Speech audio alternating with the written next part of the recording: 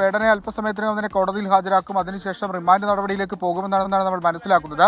Custody അപേക്ഷ അടക്കം സമർപ്പിച്ച് 2 ദിവസത്തെ കസ്റ്റഡിയിൽ വാങ്ങി ചോദ്യം ചെയ്യും. വേടനെതിരെ ഹണ്ടിംഗ് അടക്കമുള്ള വകുപ്പുകൾ ചുമത്തിയിട്ടുണ്ട്. അതൊരു ഗുരുതര സ്വഭാവമുള്ള വകുപ്പാണ്. വേടൻ ഇക്കാര്യങ്ങൾ പോലീസിനോട് പറഞ്ഞത് ഇങ്ങനെയാണ്: തനിക്ക് ഈ മാല ലഭിച്ചത് 2024 ജൂൺ ജൂലൈ മാസങ്ങളിൽ തമിഴ്നാട്ടിൽ നടന്ന ഒരു പരിപാടിക്കിടയിൽ ഒരാൾ കൊണ്ടുവന്ന് തന്നു. രഞ്ജിത്ത് എന്നാണ് അയാളുടെ പേര്. അയാൾ UK അല്ലെങ്കിൽ വിദേശ പൗരനാണ്, അല്ലെങ്കിൽ വിദേശത്ത് താമസിക്കുന്ന ആണ് എന്നാണ് വേടൻ ലഭിച്ചിരിക്കുന്ന വിവരം. അതിനുശേഷം ഇൻസ്റ്റാഗ്രാം വഴി അയാളുമായുള്ള നിരന്തര കോൺടാക്ട് ഉണ്ടായിരുന്നുവെന്ന് വേടൻ വനംവകുപ്പിനോട് പറഞ്ഞിട്ടുണ്ട്.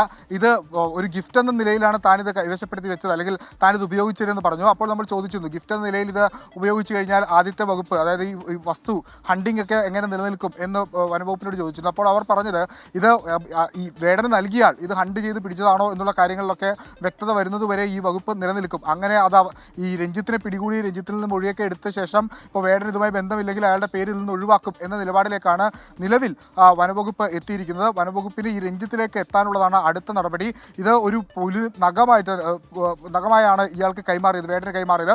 പിന്നീട് ഇത് തൃശ്ശൂർ വിയ്യൂറുള്ള ഒരു ജ്വല്ലറിയിൽ കൊണ്ടുപോയി ഈ ലോക്കറ്റായി കെട്ടിക്കുകയായിരുന്നു എന്നാണ് നിലവിൽ വനംവകുപ്പ് പറയുന്നത്.